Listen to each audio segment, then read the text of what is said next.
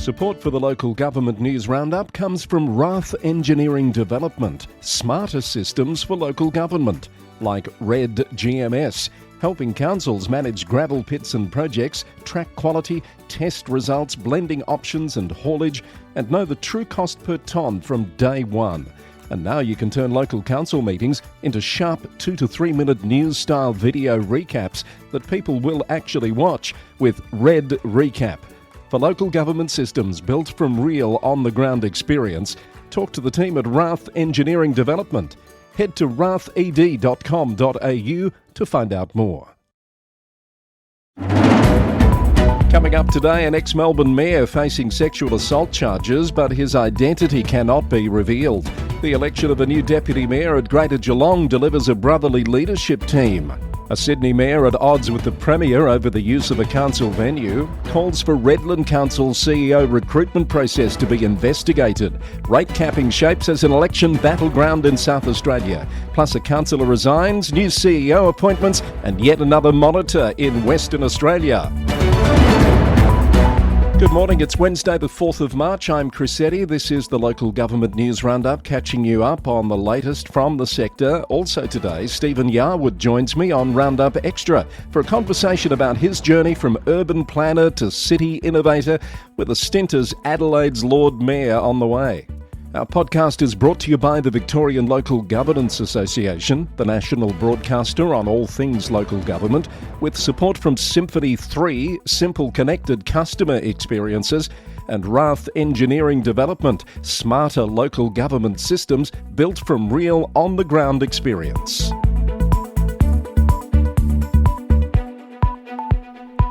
Heading our show today, the Herald Sun has revealed that a former suburban Melbourne mayor and councillor is facing 2 charges, accused of drugging a 17-year-old boy and then taking part in an act of sexual penetration in late 2019.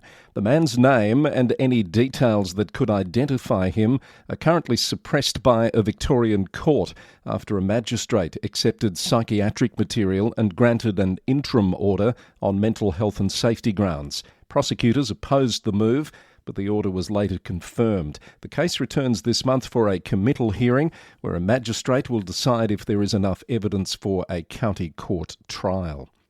Greater Geelong is now the city of brotherly leadership. The city's top 2 council jobs are now held by brothers after Eddie Contell was elected deputy mayor at last night's meeting.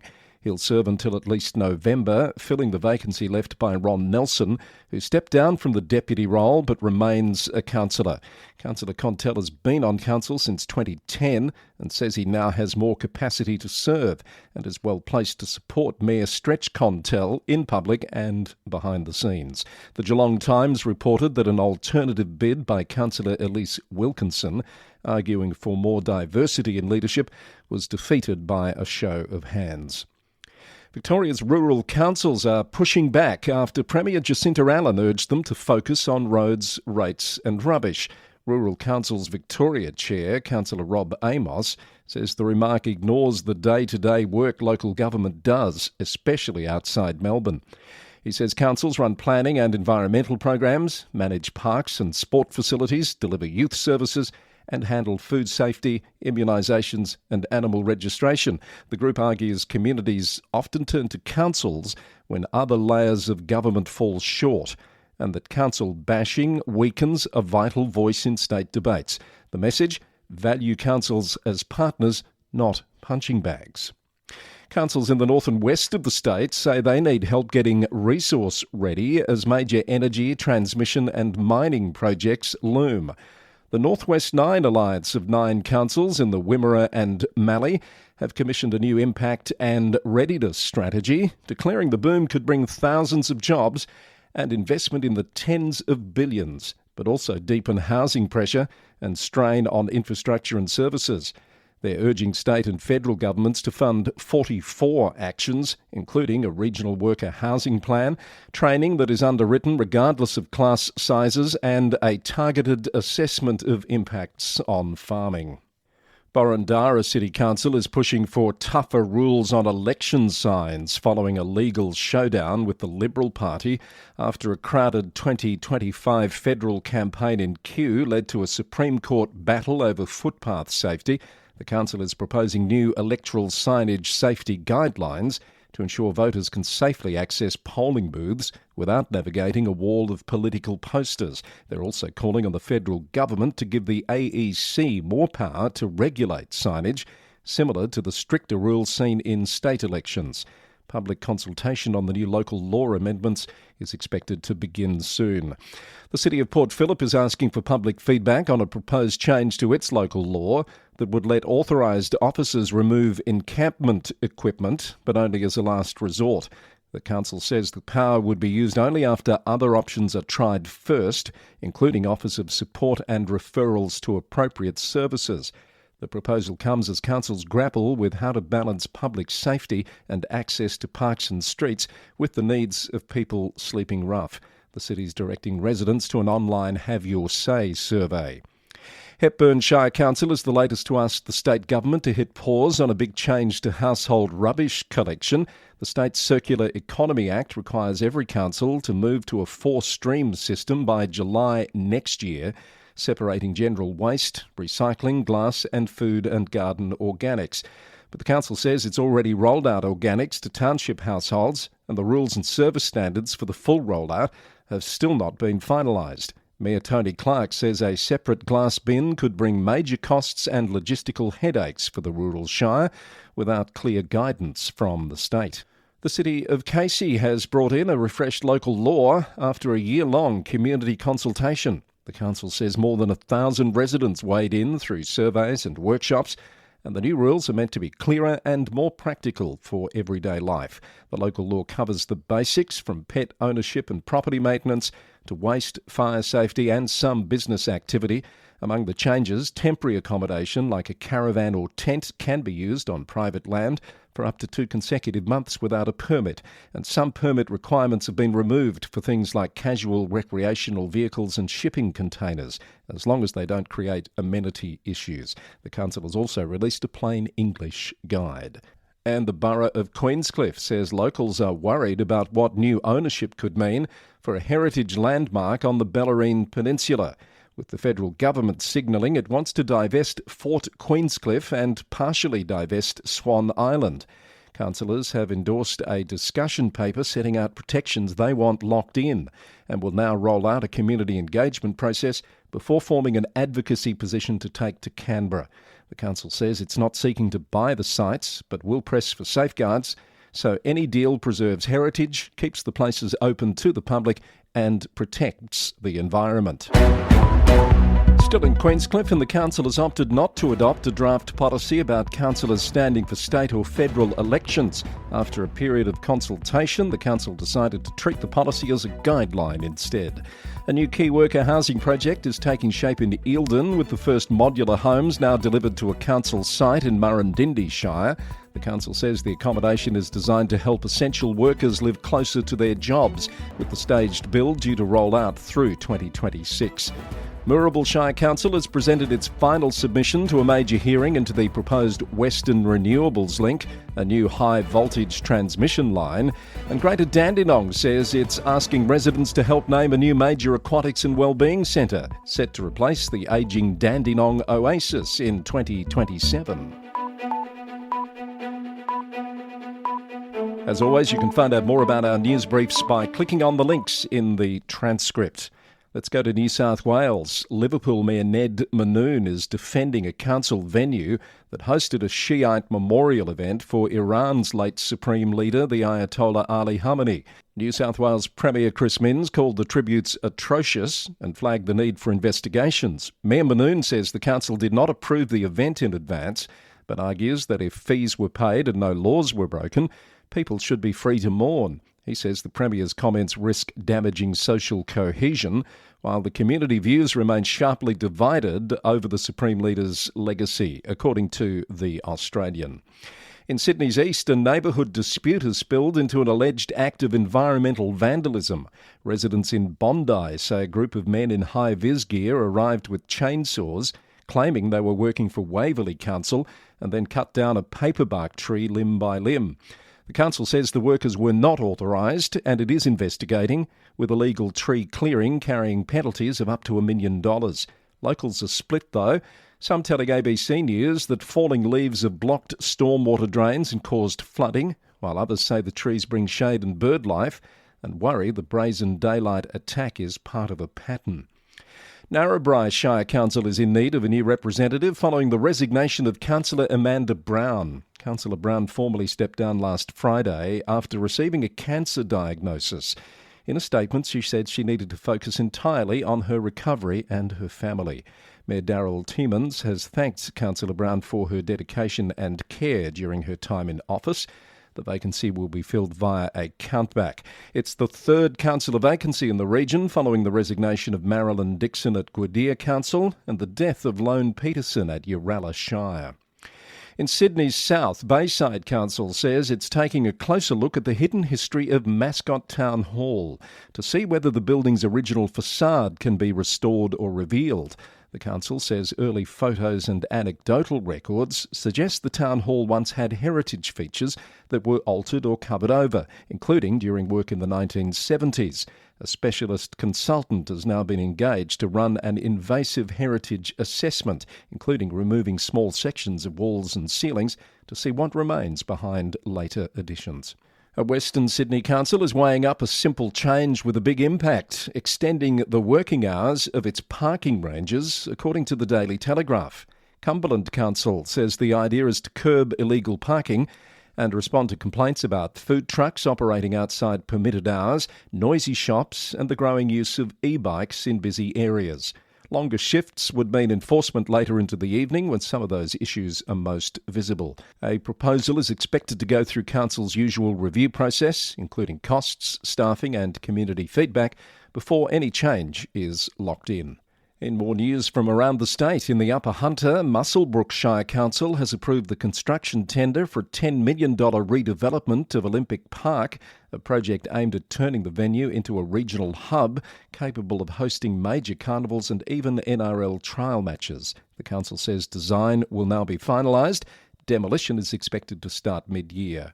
Glen Innes Severn Council is pressing the state for clearer answers on the future of the Great Northern Railway corridor north of Armidale. It's lodged a submission to Transport for New South Wales, arguing transport shapes access to health, education, jobs and livability and should be treated as an enabler of growth. Port Macquarie is keeping one of New South Wales' biggest touch football events on the calendar, with the New South Wales Touch Football confirming the Senior State Cup will stay in the Hastings region for the next 2 years. Port Macquarie Hastings Council says the tournament draws thousands of players, officials and supporters and delivers a multi-million-dollar boost for local tourism, accommodation and hospitality. A long-talked-about rail trail in southern New South Wales is edging closer after Snowy Monaro Regional Council backed plans for its first section near Bombala, but the decision has reopened a familiar fight, according to About Regional, whether the path should be built on the old rail formation or alongside it to preserve the option of future heritage rail. And Far West councils are meeting in Cobar this week for the Western Division of Council's annual general meeting, with a bigger question hanging over the agenda: what happens to the group itself? The Backcountry Bulletin reports that the meeting on the 5th and 6th of March comes as New South Wales reviews how councils collaborate for regional advocacy. Carrathool Shire says it will push for full membership if the Western Division continues, and Central Darling has also signalled it wants to stay. Also making news, Parkes Shire is launching an online people's panel so more locals can help shape future planning and investment. The panel will feed into upcoming work, including a service satisfaction survey starting this month and a livability survey linked to the National Livability Census. Upper Hunter Shire has secured more than $1 million in federal funding that it says will help cut bills and admissions. The council will match the funding with a 50% co-contribution, rolling out solar panels and batteries at multiple council sites, plus LED street and sports lighting and upgrades to water and sewer stations. Maitland has secured almost $1 million for 2 road safety upgrades funded through the federal Black Spot program. And in Lismore, the council is calling for expressions of interest on what should happen next with the former Greyhound track. The council wants flood-aware proposals that deliver community benefit, jobs or long-term value. This is the Local Government News Roundup for Wednesday the 4th of March, episode number 558, and it comes after Fast Track 2026, a very successful National Leadership Day that was held by the VLGA in Melbourne last Friday, with attendees from across the country dealing with the very topical subject of incivility and the threat to local democracy. A terrific range of speakers, some excellent engagement in the room. People took lots of notes and went away inspired to tackle this problem in new ways. And you can find out more about the day by heading to the VLGA's YouTube channel for a special episode of VLGA Connect, available this week. Now for our latest Queensland report, starting in Redland City, the Mayor is calling for an independent investigation into how the council hired its chief executive after documents raised questions about conflicts of interest and political influence. Jos Mitchell says she supported the appointment publicly but refused to sign CEO Louise Rusan's contract and wants the full recruitment process reviewed. The Brisbane Times reports 2 recruitment rounds were marked by controversy, including concerns about staff sitting on the selection panel, and claims the acting CEO was added to final interviews in a meeting that veered from the agreed process. The council says the decision was above board, and the reporting from the Brisbane Times does not allege any wrongdoing by Ms Rusan. A new bridge south of Cairns is sparking a debate about dual naming after 2 councillors voted against adding a traditional owner name alongside the existing Fisheries Bridge, according to the Cairns Post. The crossing over the Mulgrave River at Goldsborough is being rebuilt after flood damage in late 2023.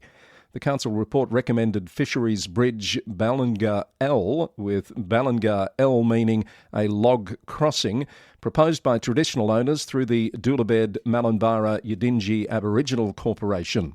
Deputy Mayor Brett Olds and Councillor Matthew Tickner argued 2 names felt unnecessary and could be seen as tokenistic, but the council still backed the dual name, 8 votes to 2. Lockyer Valley Regional Council has moved to lock in stability at the top, appointing Scott Greensill as Chief Executive Officer on a 4-year contract, effective immediately. Council has confirmed the decision at a special meeting after a recruitment process that drew 71 applicants. Mayor Tanya Milligan says Greensill was the clear standout, with more than 40 years in local government and formal business qualifications, including an MBA. Mr Greensill has been acting in the role since December, following the early retirement of former CEO Ian Church.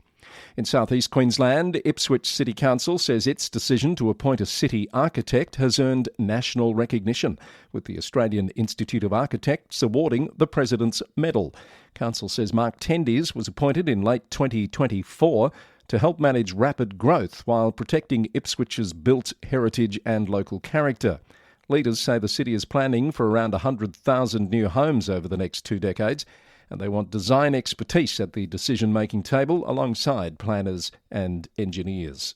As water management for councils is getting more complex, Townsville is taking its expertise on the road.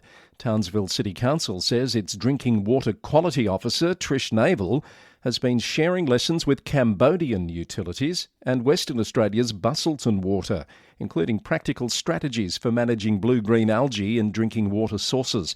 Trish is also working on a Monash University partnership, trialling new ways to treat algal blooms at Ross River Dam.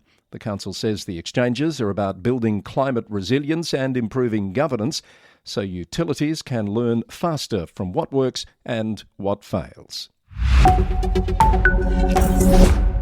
To Tasmania, the City of Launceston wants the public's view on a simple question: should the Riverside Precinct, many locals already call Seaport, become an official place name? The council says formal recognition would make it easier to use the name in maps and signage and could help with tourism promotion and events, but it says it would not change property addresses or create new administrative boundaries. The proposed Seaport locality would run from the Charles Street Bridge along the boardwalk to the western end of the marina. Community feedback is open until the 27th of March. In Tasmania's northwest, Burnie City Council says it's completed a major upgrade of its CCTV network, replacing the system with modern technology and higher resolution cameras. The council says 83 older cameras have been replaced with 63 new units, with smarter positioning delivering around 20% better coverage, including across stairwells and multiple levels. Police now have 24-hour access to the network. South Australian councils are warning Canberra their local road network is at risk unless federal supplementary local road funding is locked in and indexed. They say the program has effectively been frozen for years while costs have surged, with asphalt up nearly 40% and rubble close to 50%. The Local Government Association says councils maintain about 3/4 of the state's roads, but get the lowest federal road funding per person and per kilometre of any state or territory. The District Council of Tumby Bay has appointed Bridget Mather as Interim Chief Executive Officer, commencing late last week. Bridget brings many years of experience in local government, having held senior leadership positions and most recently serving as Chief Executive Officer at Coorong District Council. And a proposal to cap council rates is shaping up as an election battleground, and councils on South Australia's Eyre Peninsula say the fine print matters, according to Radio 5CC. The Liberal Party says rate capping would give households more certainty and help with the cost of living, pointing to rate rises in some areas above inflation.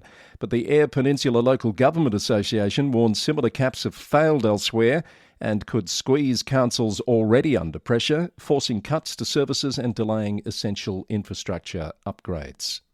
And now across to Western Australia, where yet another monitor has been appointed to a council, the fourth this year. The town of Port Hedland is currently led by a panel of commissioners after the removal of the dysfunctional council last year, with elections for a new council happening later this month.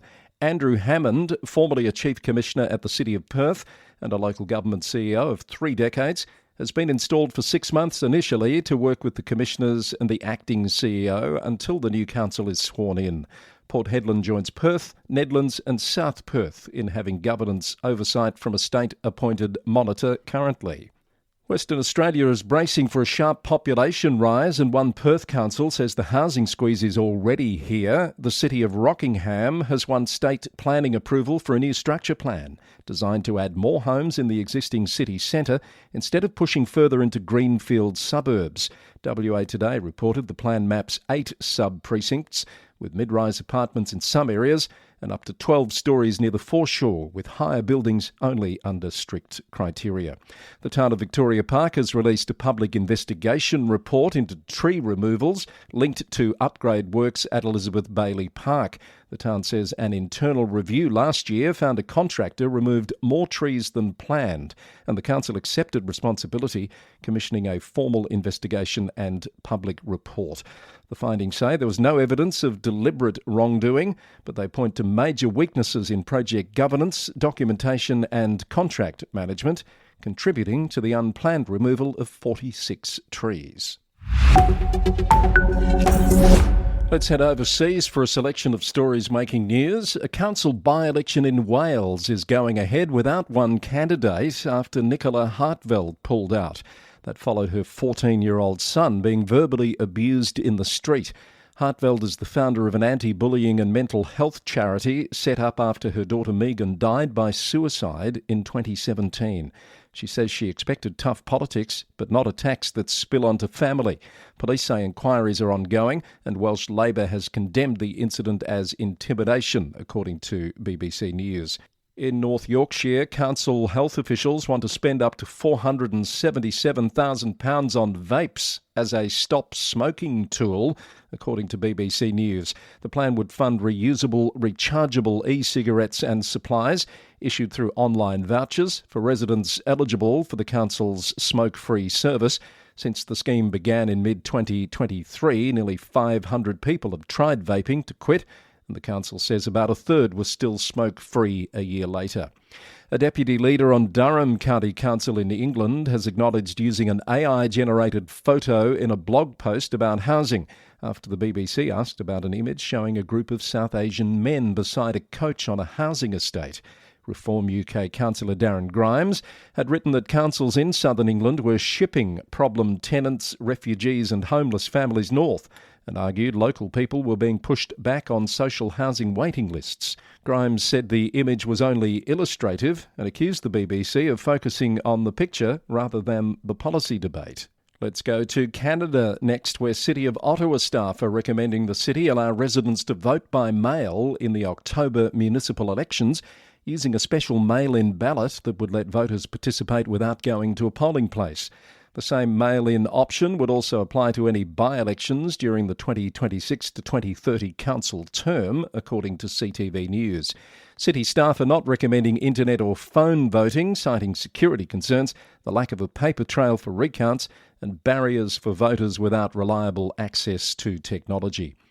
A Vancouver City Council committee motion opposing any deployment of US immigration and customs enforcement agents in the city during the FIFA World Cup did not proceed to a vote last week after the chair ruled it out of order.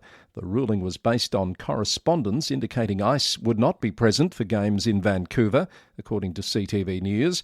Supporters argued the motion was meant to be preemptive, while the mayor stated ICE was not invited and would not be welcome to conduct enforcement activities in Vancouver without federal authorisation.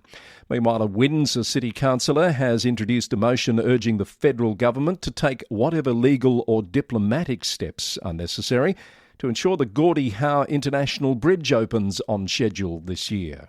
The move follows comments by US President Donald Trump suggesting the opening could be blocked unless compensation issues are addressed. The councillor argues the bridge should open as soon as it's safe and emphasises its long-term importance for Canada-US trade, tourism and the regional economy. In the US, with the FIFA World Cup just months away, state and local officials are warning security plans are being squeezed by money and by gaps in information sharing. At a House hearing, leaders from host regions say they're preparing for both physical attacks and cyber threats, but key federal grant programs have been cut back or paused, leaving cities to cover staffing, training and coordination costs. According to Route50.com, some are warning that major fan events could be scaled back without the funding, and time is running short to get partners aligned before kick-off. And to New Zealand, Christchurch ratepayers could be facing an eye-watering bill for rail safety upgrades as the City Council negotiates with Kiwi Rail to cut the cost. The Otago Daily Times reported that the flashpoint is the Scruttons Road level crossing, after Kiwi Rail previously warned it could close part of the Heathcote Expressway unless major works went ahead. The council says it has money set aside in later years, but wants a minimum safe, viable solution and a priority list that tackles the highest risk crossings first. And a decades-long payroll problem has landed Hamilton City Council with a hefty clean-up bill after a review found staff may have been underpaid under New Zealand's Holidays Act. According to the Waikato Times, the council says it's already paid out more than $1.3 million to current and former employees, including about $747,000 in the latest remediation phase. It says 1,229 people have been identified as potentially underpaid and contacted. The issue was picked up through ongoing reviews after a national audit by the Ministry of Business, Innovation and Employment. And that's where we leave the news for this edition. Stand by for Roundup Extra, but I want to say thank you once again to our terrific sponsors that make it possible to bring you this podcast 3 times a week. The Victorian Local Governance Association, the national broadcaster on all things local government, supporting sponsor Symphony 3, simple, connected customer experiences, and our new supporting sponsor, great to have Rath Engineering Development on board, delivering smarter local government systems built from real on-the-ground experiences. My guest on the podcast today is a former councillor and urban planner who just happened to become the youngest Lord Mayor in the history of the city of Adelaide some time back. And I also just happened to know him reasonably well, and I thought it was time we caught up with Stephen Yarwood. Stephen, welcome to the Local Government News Roundup. Thanks very much, Chris. Look, hey, it's great to be here. And secondly, it's really great to catch up. We don't get a chance to speak enough. And I've always enjoyed our conversations, and we also got a chance to collaborate in local government as well. We did. So I first ran into you in a very intimate setting. It was a little boardroom with about, half a dozen people, and you were at the head of the table giving a chat on where we were going in terms of the use of technology in local government. Am I remembering that correctly? Yeah, I've got a really fond memory of how we met, and it was very serendipitous because I was Lord Mayor, but I made a decision to study how technology would transform citizens and cities a good 20 years ago when I was like 20 years old. And I got invited as Lord Mayor to come over and present in Melbourne. I flew over, busy as Lord Mayor, flew over, got there was only about 6 people. And I'm not going to lie, I remember cursing under my breath thinking, what the hell am I doing here? Yeah. What a waste of time. But it's just one of those classic stories of it's not about big numbers, it's about the quality of people and those authentic connections. And that lovely moment has actually carried us through well over a decade now of catching up every now and then, and in fact, working together in local government as well. So yes, that is a very accurate memory of no one wanting to come and listen to me, but the person who did, it worked. Well, I did, and I wasn't the only one. And as you say, it did start an association. You did some work with us around the future of local government, envisaging stuff, which is where you spend your time now. But before we talk about that, I do want to unpack that start of yours in local government. You were an urban planner. I think you were at the city of Playford at one point. Yeah, so before that, I started my career in state government as a principal planner, as a planner doing state significant rezonings. I worked in state government and did some pretty big projects as a kid. Effectively. Well, you must have, because you had all of that and a councillor career before you became Lord Mayor, and you were the youngest in the history of the city of Adelaide. So what were you, 15 when you were working on state significant projects?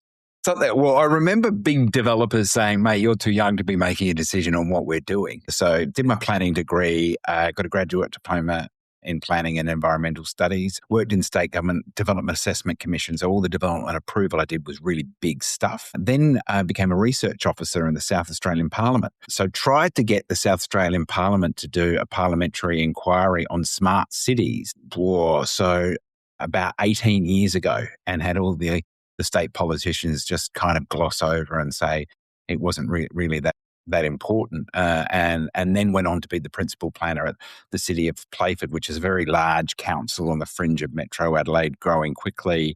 So it was really fascinating. Urban growth, townships, regional centres, agriculture, horticulture, the really sort of exciting part of growing cities. Tim Jackson, a former CEO of City of Playford, has been a guest here on the podcast. So there's a connection there. Do you know Tim? So yes, in fact, this is a story that's never been told, but Tim and I get on very well. And in fact, we've caught up subsequently just in the last couple of years just to sort of catch up and have a debrief. And he did remind me that when I was like 28 years old, the first time I met him when I started working at the City of Playford, that I might like his job one day. So I'm that kind of guy. Like he just sort of said, am I not surprised? Yeah, you made an impression on day one, Stephen, because you sort of said maybe one day you might be a CEO. But look, I could easily crack some sort of joke about bypassing CEO and becoming a Lord Mayor. And for what it's worth, if I am allowed to be cheeky, youngest Lord Mayor of a capital city in Australian history as well. So not just Adelaide. No, not just Adelaide. So anyway, but honestly, and I'm sure you'll talk about how I got there, but just sort of a rat bag who stuck 20 grand on his credit card, knocked on lots of doors. So not rich, not elite, still pinch myself, incredible privilege. So very humbled about it, but I'd just like to crack a few jokes and have a little bit of fun with it. Yeah. But how did you go from urban planner to councillor? You were a councillor and a deputy mayor before you were elected Lord Mayor, weren't you?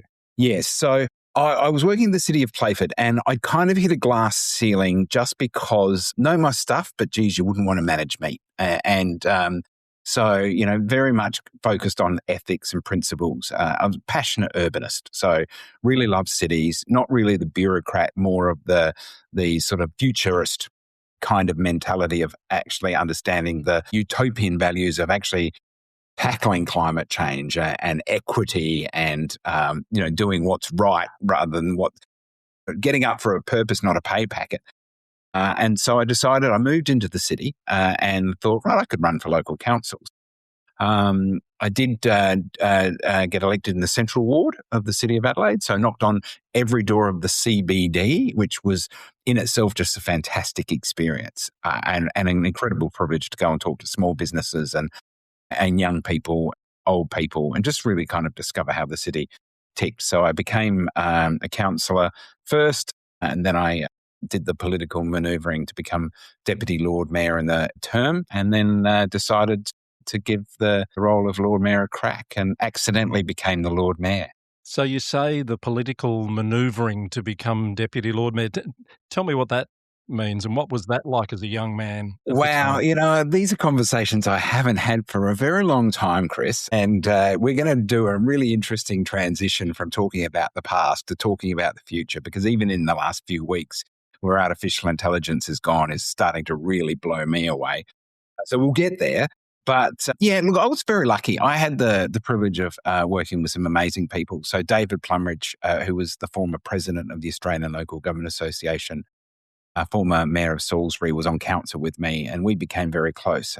He passed away a couple of years ago in his mid-90s, and there were some incredibly wise and interesting people on council, and so created that collaboration and brought people together in a way that meant that I guess I was seen as a safe set of hands, so to speak. In South Australia and like many states, the Lord Mayor is elected for the full term, unlike Victoria, except, of course, the Lord Mayor of Melbourne.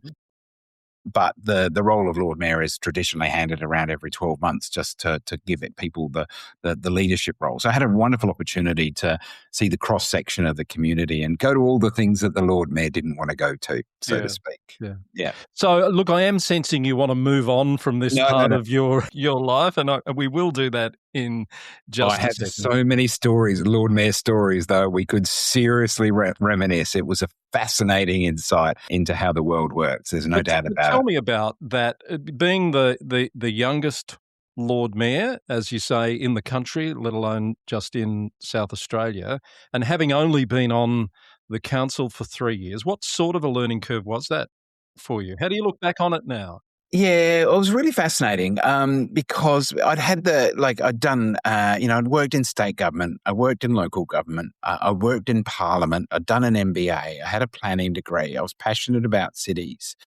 And as a principal planner, I'd done some, really good stuff around not only just urban planning and strategic planning, but the governance of the city and budgets and annual budgets and, long-term strategic planning, and covered a whole pile of land uses. So I feel like I did hit the ground running. And it was very interesting, both as a councillor with one or two of the more traditional Adelaide City councillors. And then when I became Lord Mayor, I was still quite young compared to all the metropolitan mayors. And there was this real sense of, oh, mate, you need to keep your head low and you need to sort of like earn your stripes, etc.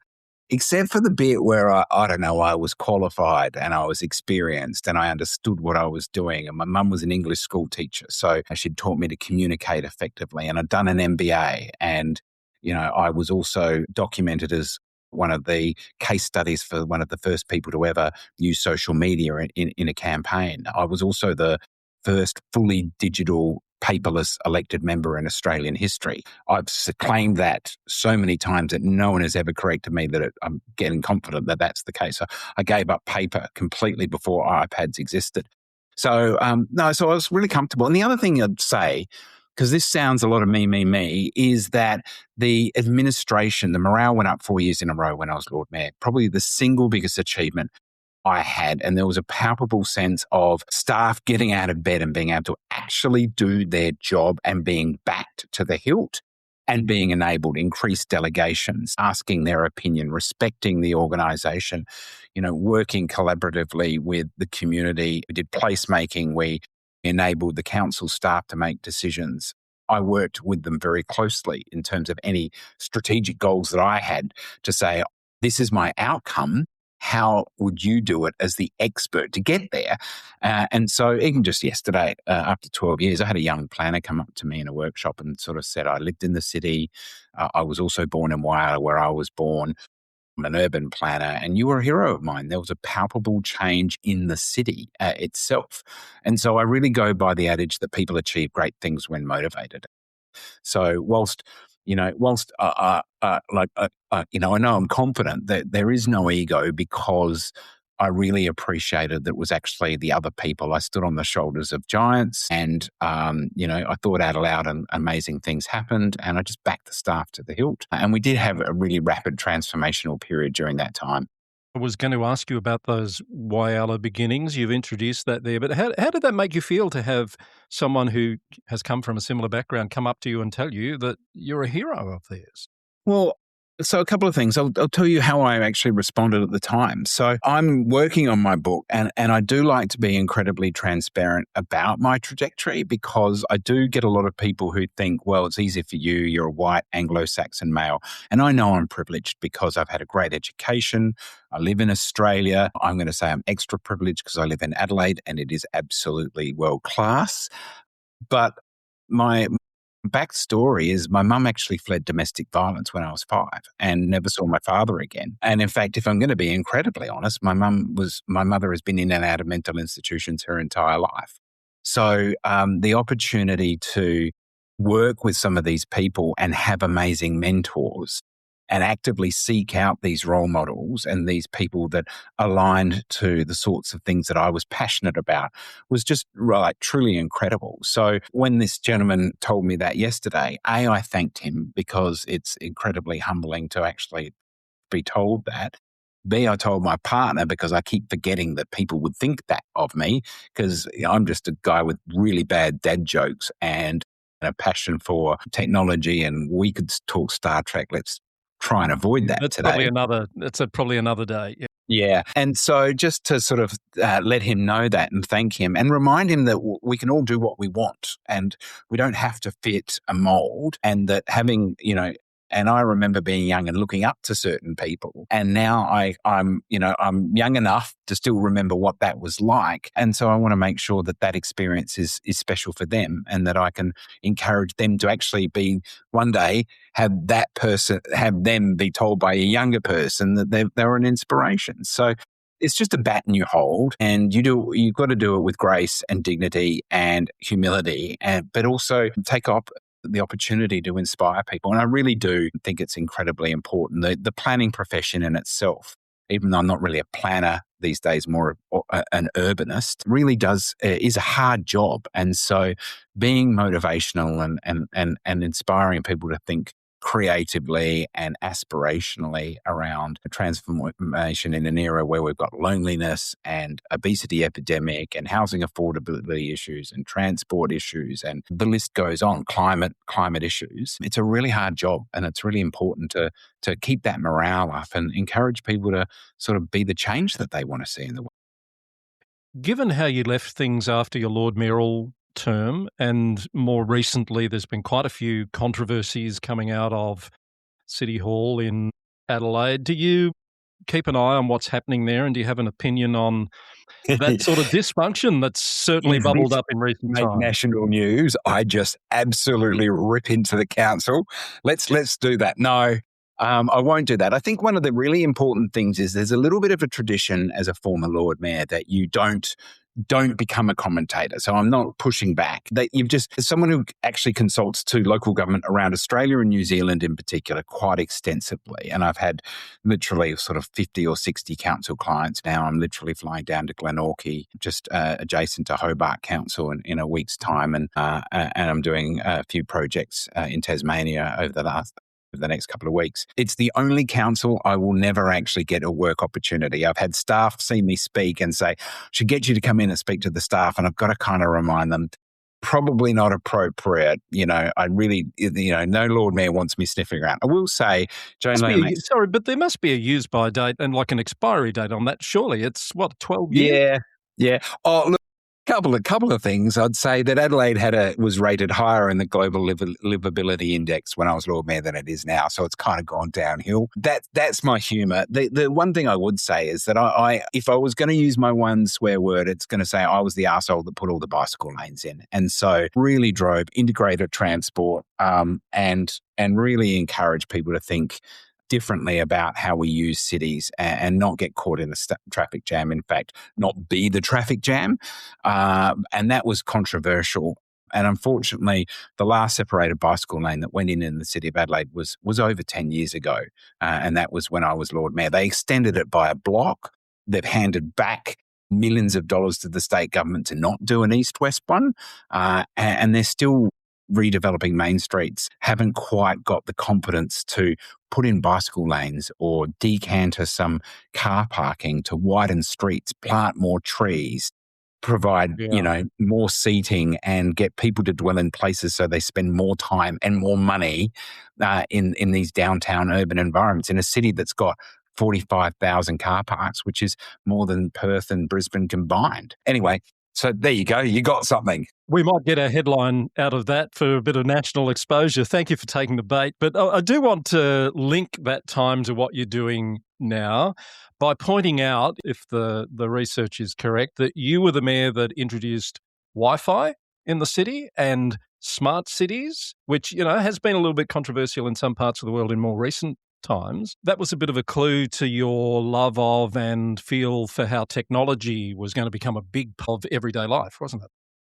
Yeah, so I won a scholarship to study future cities in Japan when I was in my 30s and got an opportunity to speak at a conference in Chicago around this at that time. I made a decision to study how technology would start to change the operating system of cities, which is citizens. It's that whole yarn girl thing. Cities are about people. And so you can talk about technology and how it's going to change service delivery and how it's going to change local government and how it's going to change B2B, etc. And all important. And I do that stuff too. But I'm also quite passionate about how citizens are physically going to get out of bed and do things differently. Compare cities 200 years ago, industrial cities, to today, paradigm shift. What's the next paradigm shift and how close is it based on the evolution of digital technologies? So if I'm going to say one thing that I'm particularly proud of, and that is that 15 years ago, I asked Jan Gell what he thought of embedded electric engines in transport devices starting to populate bicycle lanes. And he said, I haven't even thought of that. And so, of course, now we've got the scooters and we've got, all sorts of electric mobility devices.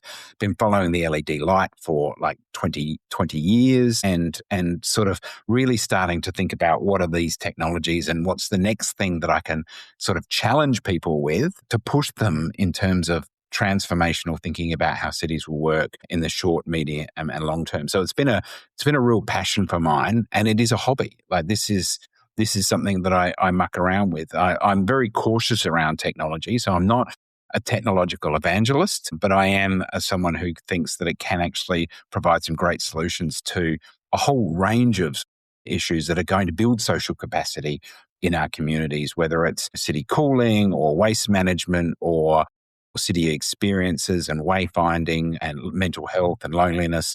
There are so many ways that technology can be used to improve how cities become more responsive and resilient.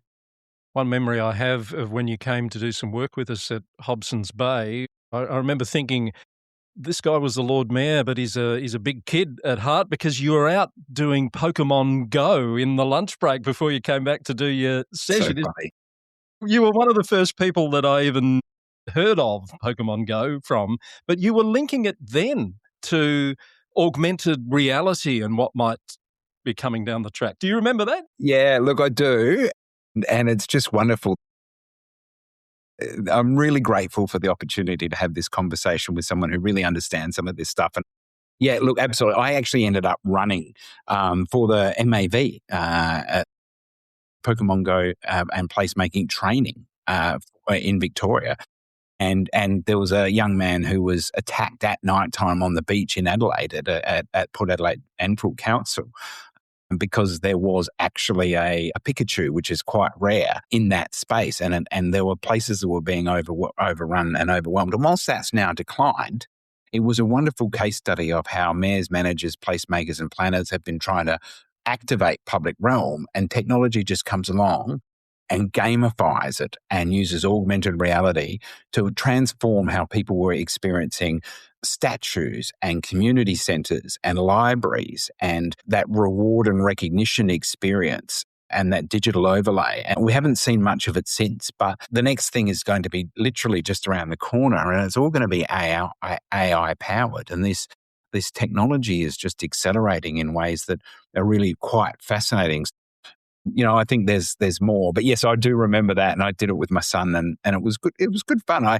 If you're not enjoying what you're doing it the wrong way. So I see gamification as a really important part of engaging people in creating great places. So technology, yes, but also a passionate urbanist who really does have a sort of like an intrinsic. I've traveled the world, and we talked about travel a lot, but I'm a passionate urbanist who walks cities, does thousands and thousands of steps when I go to places. Did 300,000 steps in Tokyo, mapping what a it great all, place to do all those steps, though. and mapping it all digitally. So all mapped on Strava, all prepared using AI, all integrated into walking trails through Google Maps, etc. So so there's a really fascinating intersection between all of this stuff that I really enjoy.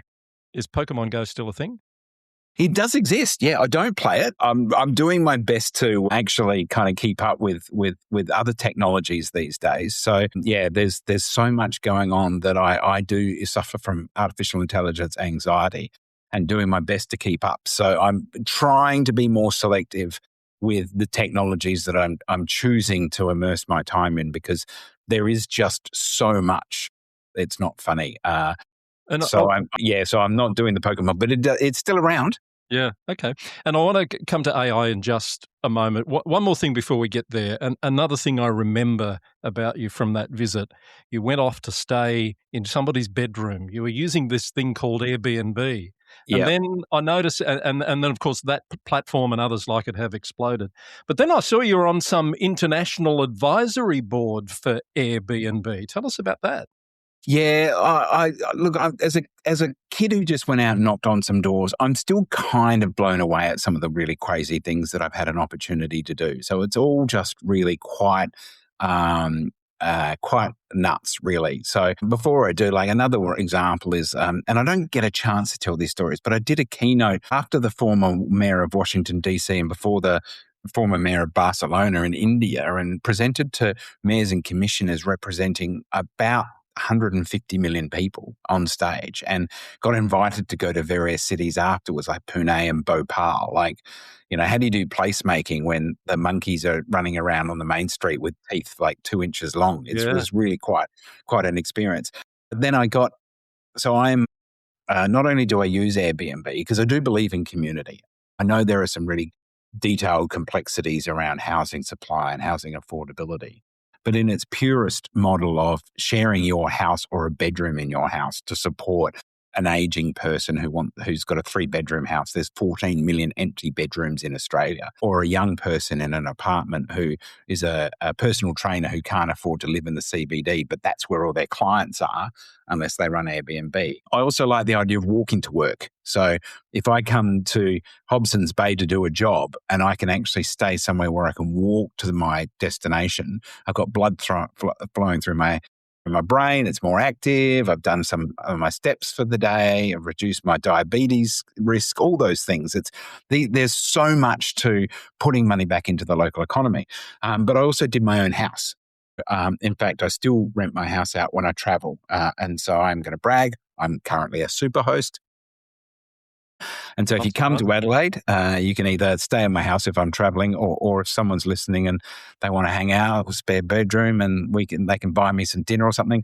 But I also got a call to work with the former mayor of Rome, Houston, Philadelphia, and little old former Lord Mayor of Adelaide on a global advisory committee. So worked directly with Brian Chesky, the CEO, did a keynote at the Los Angeles Airbnb Open just before one of the other 3 founders. So I met all the founders, worked directly with them, got a chance to sort of hang out in their San Francisco global mega hub and have a little bit of fun. And so that was an amazing sort of couple of years. Yeah. So I've had all these really weird experiences. It's like you never get when you're knocking on doors, talking to people, trying to find out what's important to them, that it'll take you to all these amazing places afterwards. Indeed.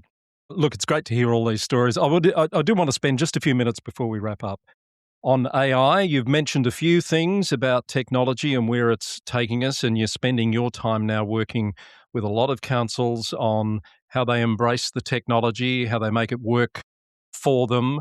What is your elevator pitch on perhaps to CEOs who might be in that bucket of we haven't really grasped AI and done much with it yet? They're going to have to, Sure. aren't they? Oh, look, there's no doubt. So a couple of things. Firstly, I do coach and mentor now a few CEOs. And so I have a monthly catch up with CEOs, training them on AI and getting them up to speed on some of the issues. So I'd work directly with CEOs. Also operated in my own practice, just in terms of my productivity, my research.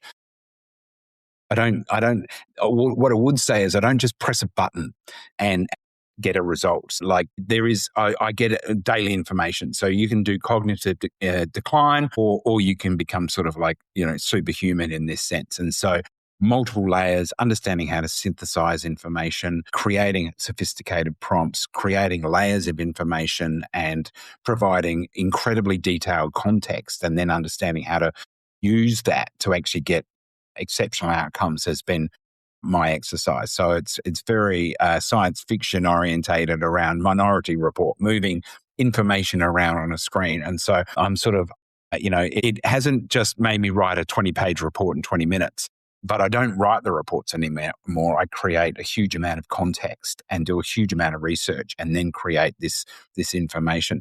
Also, so for example, I do synthesize and study thousands of pages of strategic planning documents. So I've done Karratha 2050, done work for Launceston's community plan. I'm knocking up in 10 days. I'm synthesizing like 30 strategic planning documents, running 5 workshops and writing a draft strategic plan for a small council in Tasmania as a sprint and just blowing their minds and doing some amazing stuff.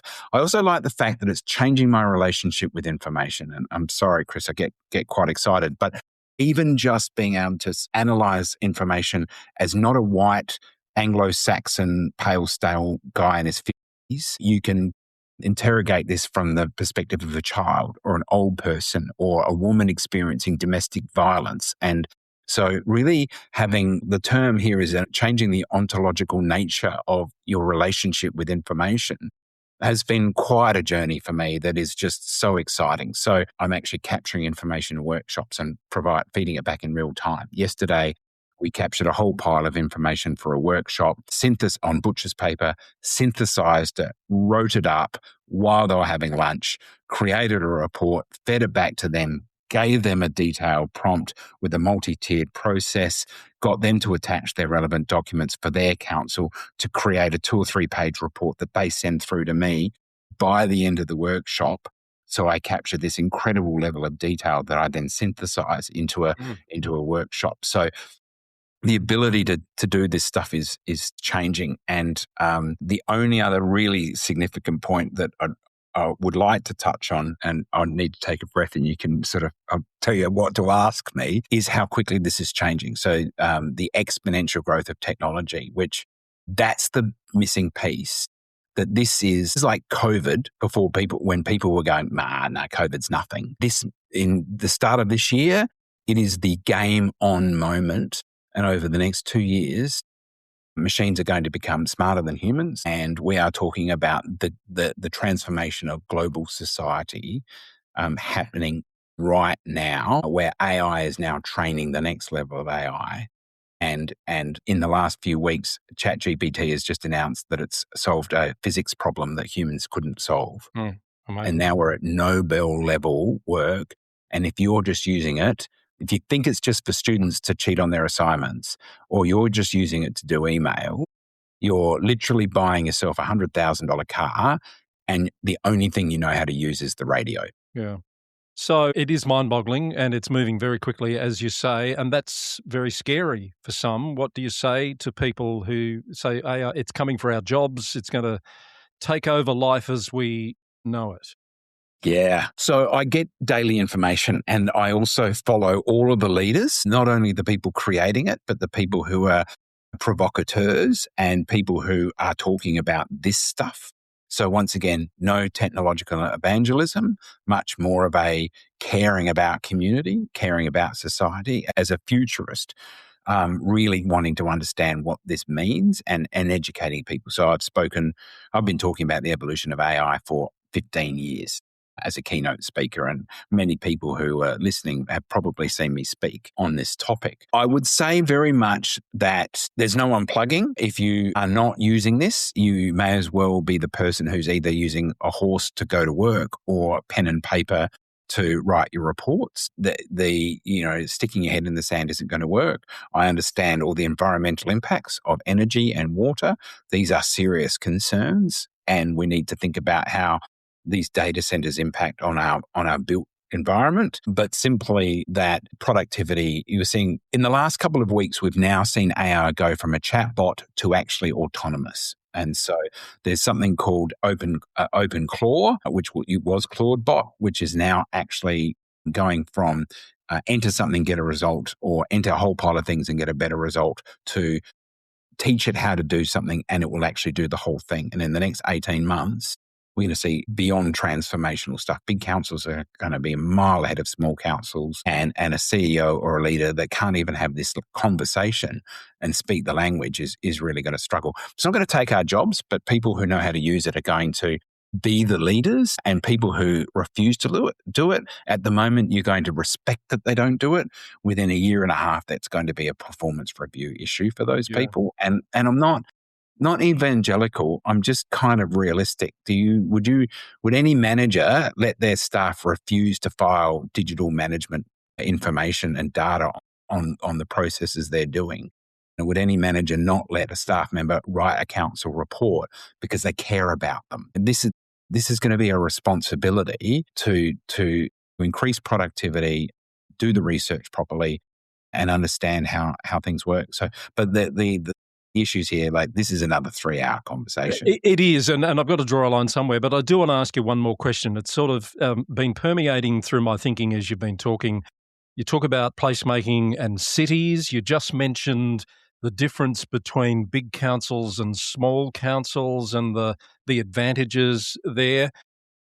How do you talk to people in small, remote, rural communities about AI? Is it going to solve the problems of remoteness in any way? Yeah, and so I'm training, and I'm going to shout out to Vernon Lawrence, who's the CEO of the Shire of Wyndham East Kimberley. So we're talking Kununurra. Yeah. We're talking seriously remote here. So I'm mucking around with some cool stuff. I think there's huge opportunities. There's no question that it's going to increase productivity. And that's a good one. In terms of taking jobs, if your council's got 100, 200, even 400 staff, it's not going to take any of the jobs. It's going to, because at the moment you're sinking. You're sinking in bureaucracy, you're sinking in ticking boxes, and it's really hard work. And I tip my hat to anyone who works in any local government, let alone a small council.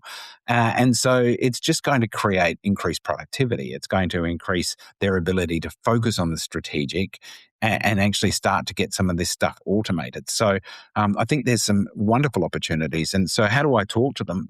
Well, I think I do a lot of work. So I did a workshop for Georgetown Council, a small council. I'm even having a conversation with Flinders Island as well. And so if I was to say one little advert, I've been to Melbourne and Brisbane and Sydney and Perth and so many times. And so the opportunity to work in some of these places, I did, Karratha and etc.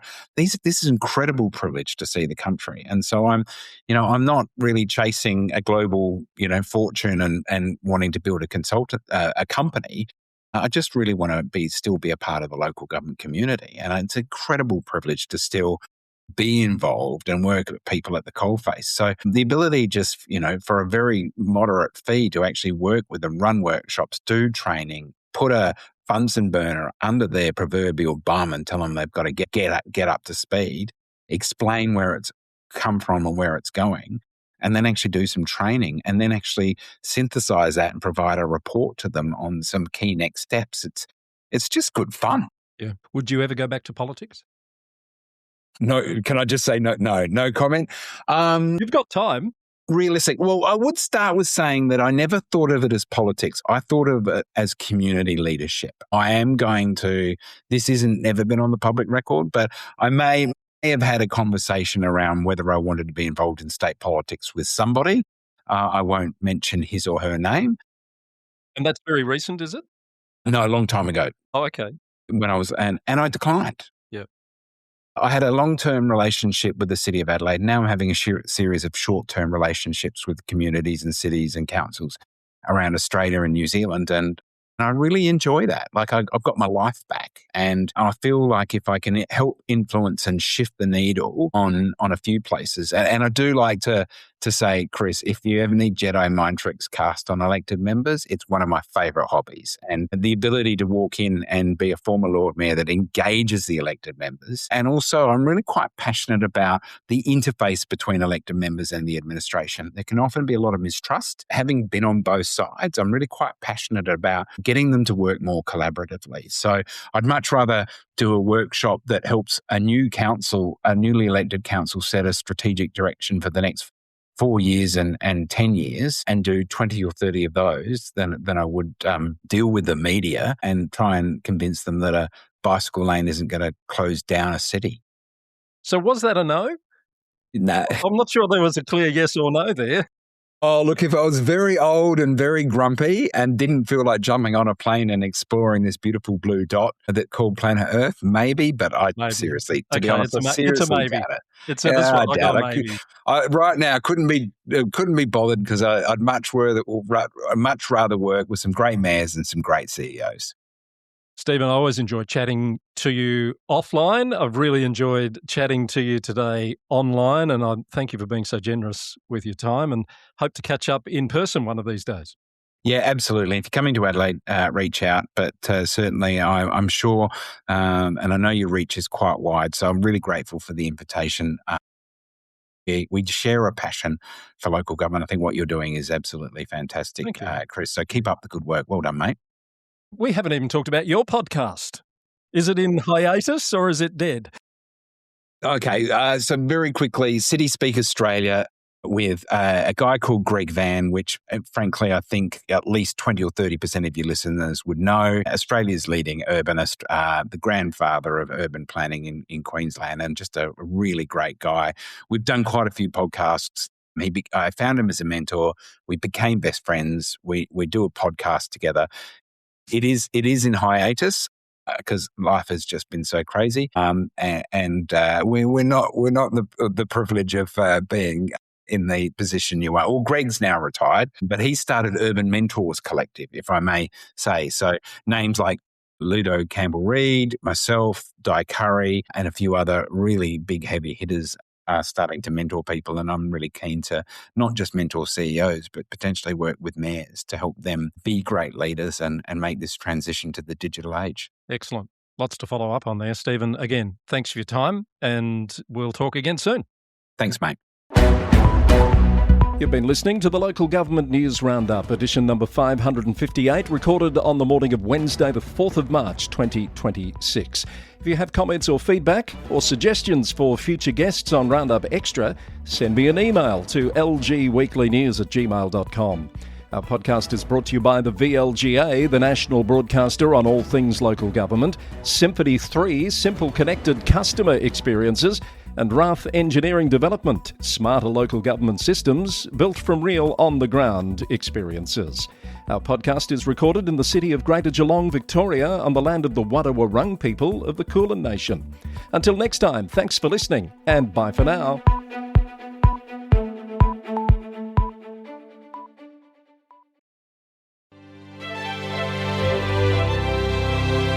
Support for the Roundup comes from Symphony 3. Councils around the country are working hard to keep their communities safe and prepared before, during and after emergencies such as bushfires and floods. And in recent weeks, Symphony 3 has been working with councils around Victoria, including Greater Bendigo, Mildura, Ararat and Golden Plains, to create emergency dashboards, pulling together live data including weather, traffic, emergency incidents, unplanned and planned disruptions, news and social media feeds. An emergency dashboard is cost-effective and can be deployed in just 3 days. Find out more at www.symphony3.com.